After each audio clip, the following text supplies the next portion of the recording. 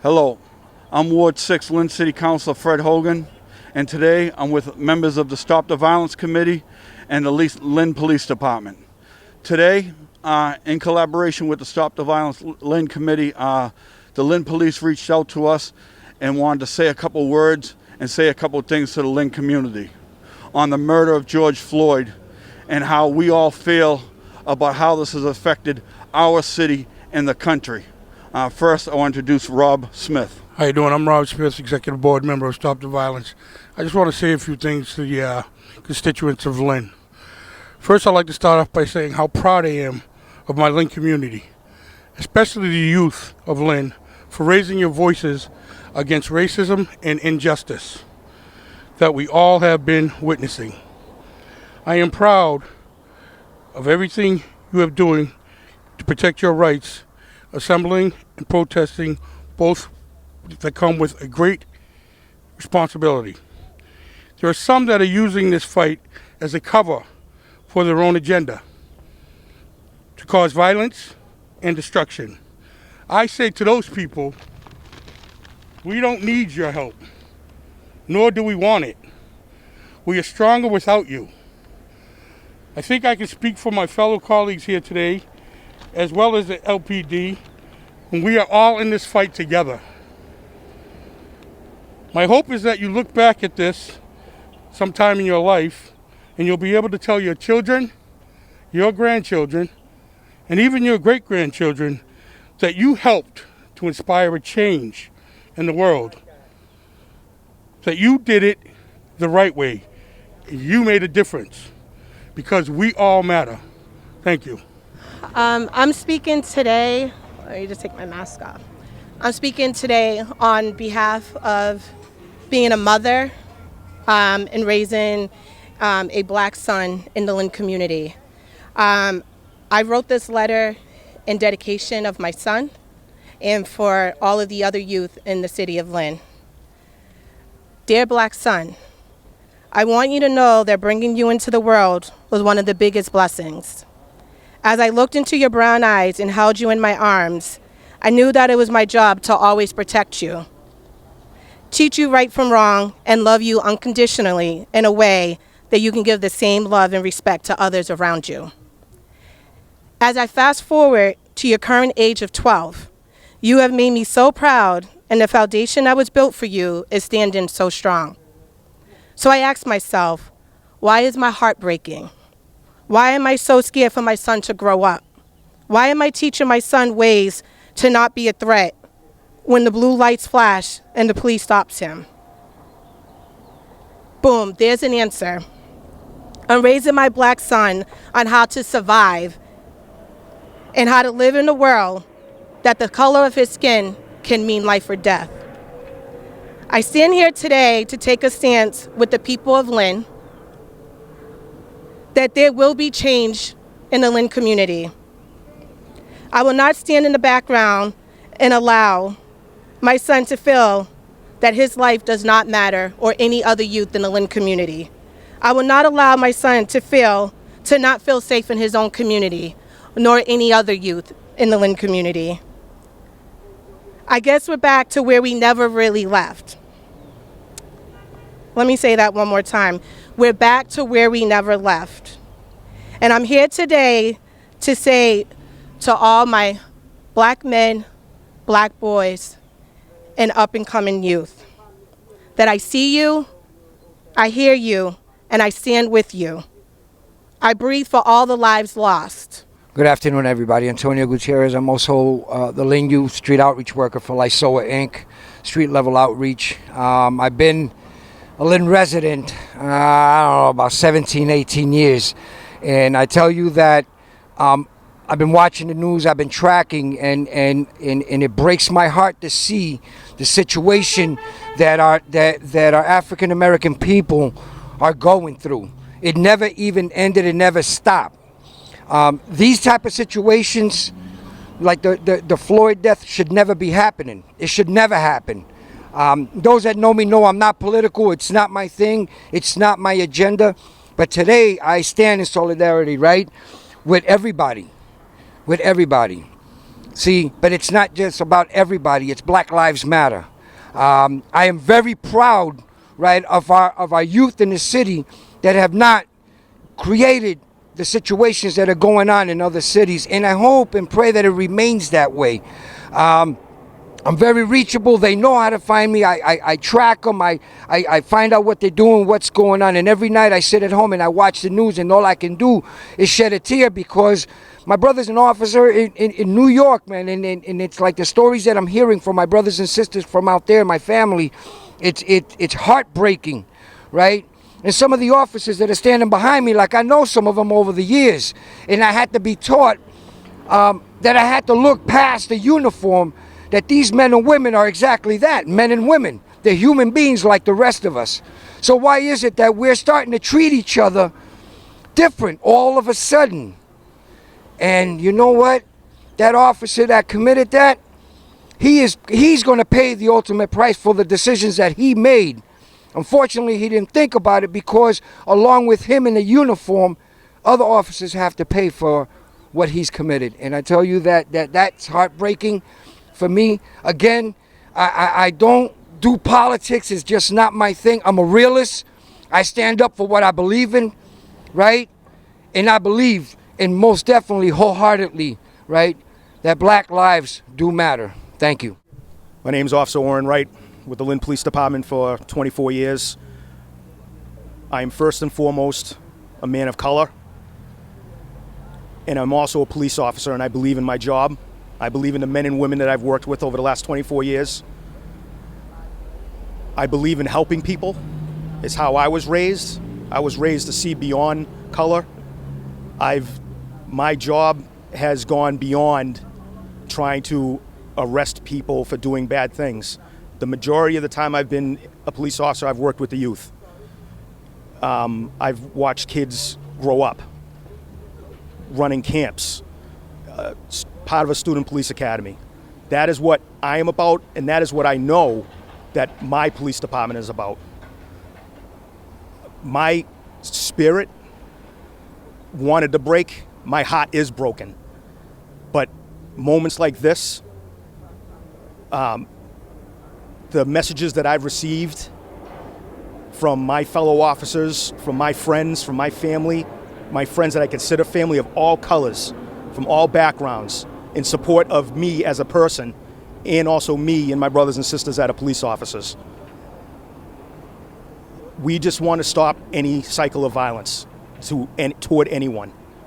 What do you say to those that feel that they are being racially profiled, even though it might have been a routine traffic stop, but they still feel that they're being racially profiled and they fear the worst is going to happen when they get pulled over?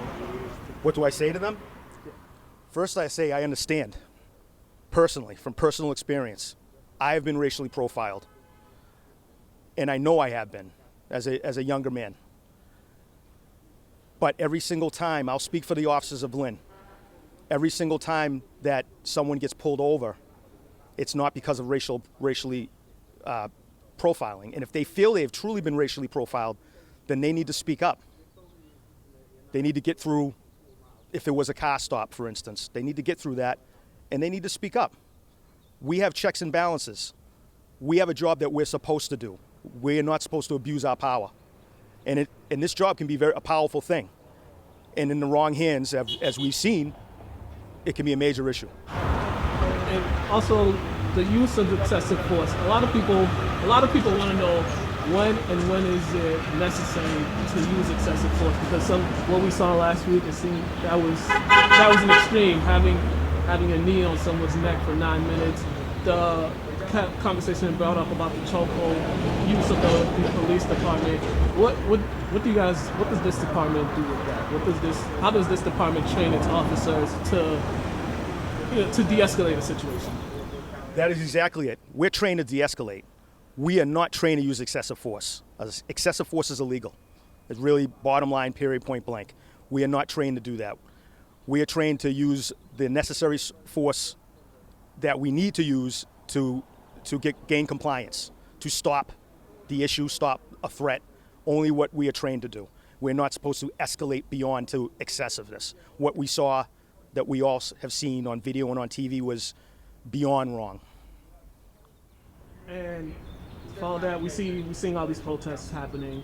We seeing what do you recommend that people do, to avoid any type of confrontation and with officers that may be on duty with that? What do you suggest that people who are out there protesting, what do they do just to avoid the confrontation, to keep it peaceful and not let it escalate to anything more than it should be? To answer your question, first and foremost, there are ways to protest, just so people know. There's ways to you go to the city hall, you gain a permit, and you peacefully protest. It's your given right. You could do that. The problem becomes is when people out there rioting, looting, breaking property. Our job as police officers is to protect life and property. If you're out there breaking the law, committing crimes, assaulting people, breaking property, our job is to stop that, first of all. If you're out there protesting peacefully, our job is to protect you from those individuals who are against that protest. Those individuals who might attack that group of peaceful protesters that we know are doing the right thing. Besides that, we all here, like some of them already said, we are humans. We put this belt on, we put this vest on, but behind this shield, there's a heart. And everybody here in this department has a heart and have saved countless lives in Lynn. And I've seen it personally. So that's all I have to say. How do you guys hold your fellow officers accountable for doing things that they're not supposed to do? Because we just seen that the officers that did what they did last week were not held accountable by their team, the team that was with them. How does this department hold their officers accountable? Well, like Owen said, there's checks and balances. We know what looks right, we know what's wrong. At a particular moment, if you have to step in and say something to your fellow officer, he might not like it at the moment, but later on, best believe he's going to come to you, which has happened in the past, and tell you, hey, thanks for saving me there. Thanks for stepping up and looking out. So as far as holding each other accountable, we all know what's right, and we work with each other daily, and we're lucky enough at the LPD to know each other, and we come from different backgrounds and we have different experiences, and something that may not be right to me or may not be right to someone else, we have our colleagues to step in and put us in our place and maybe explain a situation that we would not understand. I can speak from personal experience that I've learned a lot over this past week. Working in a diverse community and for a diverse police department, sometimes we forget that racial biases even exist because we work together and we are on calls together, and we know that we don't have any racial biases, but sometimes we forget in the world there are racial biases, and sometimes people feel a certain way and they're uncomfortable telling us. So as far as that goes, this department and no departments condone racial biases or racial profiling. So if that's a concern that you have, then you should absolutely come forward and let us know. And I know that's easier said than done, but that's where we need to move in 2020. How's the events that happened in Minnesota affected you guys' ability to do your job? This department, how the residents look at just not only the police in this department, just police in general. How has those events in Minnesota affected you guys personally as officers when you go out on duty? Like our Chief McGarry, he made a comment online, and he said that it takes years to build relationships, and in Lynn, it's taken years to build relationships with some people, and it's like you take a step forward and an event like this happens and you take 10 steps backwards, and it's hard for us because we respect people and we want to continue doing our job and continue to have respect for people, and incidents like this happen, and it's hard to do that because people's views on you change a little bit. And to answer your question, the way it's affect policing in general with the incidents that occur in Minneapolis, when an incident like that occurs, it tarnishes the reputation of all officers. It makes the job that much harder and that much more dangerous. But like she said, not only that, it tarnishes and it breaks the trust that we've built with the people in the community. I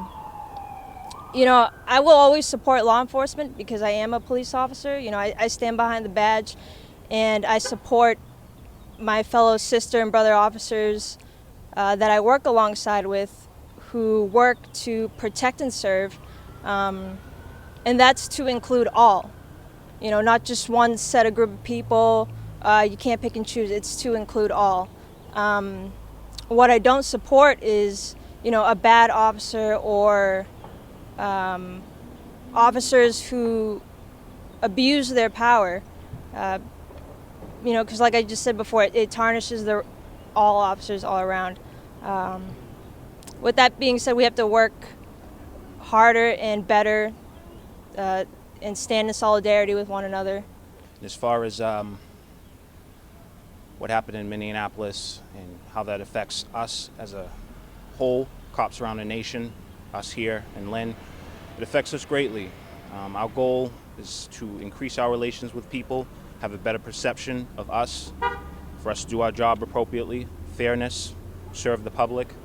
And in this instance, we make many steps forward, and in this one bad instance here, brings us many steps back.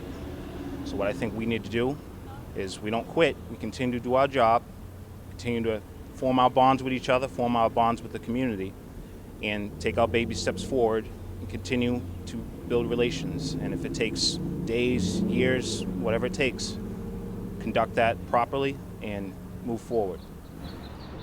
And lastly, is there anything that you guys would like to say to the community? Just in general, anything you guys would like to address the community? I would like to say something on that, is just for the community to know that we as police officers, we call each other out. And when we all saw that, to everyone I've spoke to, other officers, when we saw that, we were just as outraged. We don't condone excessive force. We don't condone violence against civilians, unwarranted. And it bothers us because we know that in all of our instances, our job is to protect and serve. So when we see something like that, it's the literal opposite of what we're sworn in to do. So we call it out. We have rage just like the public does, and we seek to hold each other accountable and correct that mistake. I personally am extremely proud of our community, of our city. They had a peaceful protest in the front of the steps of our station. There has been there's been crime, but it doesn't seem like it's centered around what's the events of Minneapolis. We're always going to have crime. That is what it is. But I am proud of the city, that I'm sure that there's some level of fear, a little bit of fear and a little bit of distrust again. And that's beyond unfortunate. But this city, I feel a little bit on edge in some ways because of what happened. But what I think that we've gotten from the city is support, because they know us. They know us. They know us as a department. No, you can't always be happy, but we do what we're supposed to do. We do our best to do what we're supposed to do. And to piggyback what we've all been saying for the last few minutes, we do hold people accountable. We hold each other accountable. Thank you. Okay, we just want to thank McCalla, LCTV for coming today. We want to thank the officers. We want to thank the committee members. Like I said, Lynn Police reached out to us, and they were willing to do this here, and they wanted to talk to the community and let them know, because everyone standing here is in love with Lynn, and we love Lynn. Black Lives Matter. We are in this together. All Lynn. Thank you very much.